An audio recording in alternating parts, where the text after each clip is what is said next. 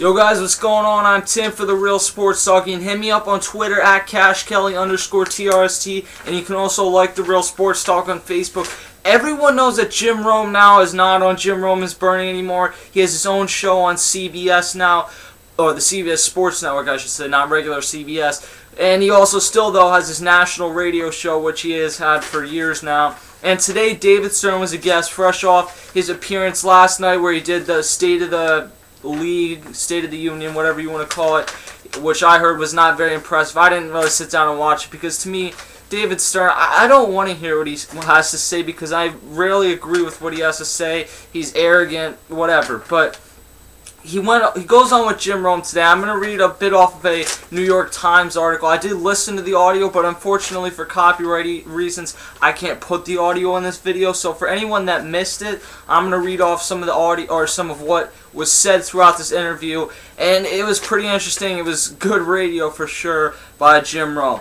So this, I'll set the stage a little bit. It says, talking about the NBA draft lottery where the New Orleans Hornets, a team owned by the league but is in the process of being sold to the New Orleans Saints owner, they won the #1 pick. And then Jim Rome asked David Stern, was the fix-in for the lottery? And he said this in like a joking matter from the way that I heard him say it. It was more of a joking thing. And the reason the question's asked is because a lot of people have really wondered, not only with the league thing, but there was a picture with Anthony Davis a few weeks ago wearing a Hornets hat, and there were a lot of questions about that. So, and it wouldn't have been the first time the NBA rigged a lottery under David Stern, because I think everyone is in agreement that the Patrick Ewing draft was rigged. That being said, David Stern answers the question with, I have two answers for that. No, just basically saying no to it, and a statement, shame on you for asking. And they go back and forth with this, where David Stern called it ridiculous and silly that to ask the NBA commissioner, or to ask someone like that, or ask him even to ask him that question, I should say. And then Jim Rome and him kind of go back and forth a little bit, and he, under his breath, says, oh, did you stop beating your wife? You know, like kind of like he didn't even have the balls to actually say it. And then he comes out and kind of says it a little bit louder. Still not as loud as he was normally talking throughout the rest of this interview. He says, have you stopped beating your wife yet? And I looked all over the internet because I had never heard something about that with Jim Rome, with abuse of his wife or anything. And I looked over the internet, I'm looking, and I'm like, there's nothing coming up. I looked at his Wikipedia page. I know that's not a reliable source for all the teachers out there, but I looked at his Wikipedia page, everything, and there wasn't anything coming up. And I'm like, what is David Stern talking about? Then I found a Yahoo Answers thing with someone who was asking the same question, and it turns out that Stern was just using an analogy that Jim Rome had never had an issue with doing that. And I understand that David Stern probably didn't mean it in the sense of actually calling Rome out and trying to get everyone to believe that he had done that. But for people that aren't going to go into this, they're going to have a different perspective of Jim Rome now. And I know that there's a lot of people that don't like Jim Rome. I enjoy listening to Jim Rome because I think that what he does, especially when he had Jim Rome is Burning, I think that was doing all that off the top of your head with all the analogies and everything he had. It was a pretty cool show. So to kind of damage a guy's reputation by saying that even when you didn't necessarily mean to do that, it's wrong by David Stern. And if you're going to use an analogy, fine, but what commissioner is going to honestly come out and use the analogy, have you stopped beating your wife yet? Come on. Alright, so after this, it says Stern, by all accounts, wasn't painting Rome as a wife beater, something he has no known history of doing, but rather combating what he apparently felt was a loaded question, where the question itself implies guilt, and he answers it. So he's basically asking him a question that he believes that Stern was or that Jim Rome was asking him a question that he obviously knew the answer was no to. So he comes back and asks Jim Rome a question that he obviously knows the answer to, except it's on a far different parallel, and to ask a guy a question like that is wrong. So then Jim Rome is kind of trying to just cool things down a little bit. He never actually intended to piss David Stern off, although that's kind of what you know is going to happen with this. That's a good media. When I interview someone, you give the guy a chance to promote a charity or whatever, promote their Twitter and Facebook page, and then after that you get into the questions that people want to hear. I hate when people interview someone and don't go in with the hard questions that people want to hear. Now, when you're at an event for something, that's not where you ask the questions. But when you get someone on the air with you, and I've done this with a lot of people, you ask them the hard, difficult questions. When I interviewed Eric Ainge, the former Tennessee quarterback, and I was with the New York Jets for a while, you ask him about his drug problem. That's just an example. And Eric Ainge is clean now. Congrats to him. But you ask them the hard questions that people want to hear. You go in on... You're kind of like serving as the fan, because if people are going to listen to you, they're thinking in their head, okay, if I was interviewing this guy, this would be what I would ask him.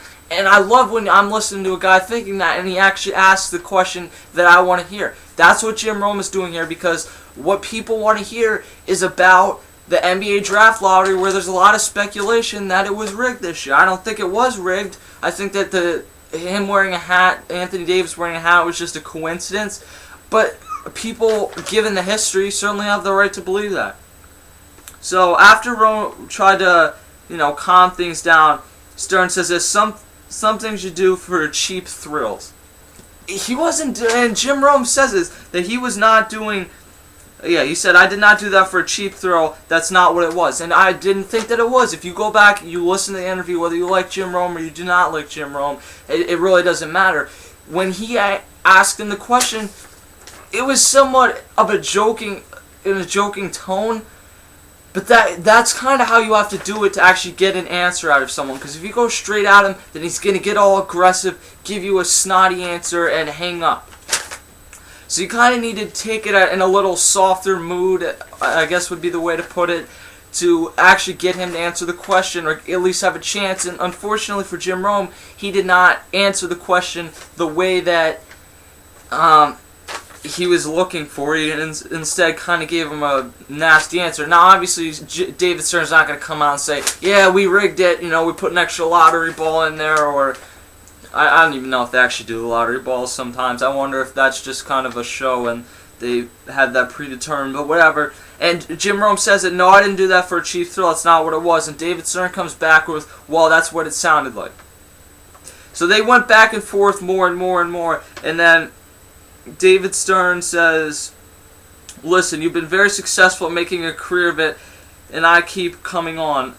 Yeah, and I mean, that's true. Jim Rome has had some history with the Jim Everett, Chris Everett thing, but that's kind of something that you go throughout a sports media career that's been, 30 years for Jim Rome, approximately. I don't know everything about Jim Rome. I watch the show sometimes. I'm not like Jim Rome's biggest fan, but Jim Rome, obviously when you go throughout a media career, you're going to say some stupid things and you're going to ask some questions that are taken the wrong way. I don't really think that Jim Rome made a career off doing that, but whatever. And Jim Rome comes back by saying, making a career off what? Commissioner, I take great offense to that, as he should. And he says, making a career of what? Cheap thrills? And he says, and David Stern asked, are you taking offense? And translation to my age, that's, you mad, bro? And you don't ask someone like that. You're the commissioner of the NBA. Obviously, tons of people are listening to this interview. Tons of people already don't like you in the league that you run. You stole a team out of Seattle. And then there's a lot of people that, if you're not a Miami Heat fan, Oklahoma City Thunder, Lakers, Celtics, the general teams that are up there really think that David Stern does a poor job, including the rest of the league. You're coming off a strike. I mean, David Stern is not the type of guy that needs to be coming out and pissing people off anymore, because people are already mad at him. And David Stern, the two agreed that they had offended, this is from the article, it says the two agreed that they'd offended each other over what the other had said before Stern asked if Rome's planning to hang up. So I'm listening to this and he said, are you going to hang up? Jim Rome says, no, I'd never hang up on you. Obviously you can't hang up on the commissioner. If someone hangs up in an interview, in pretty much all cases, unless you get a guest on, I've heard this a few times on the radio, and they're cursing or whatever, or they're not making sense, then you hang up on them. I saw it with the Mike Missinelli, Skip Bayless thing.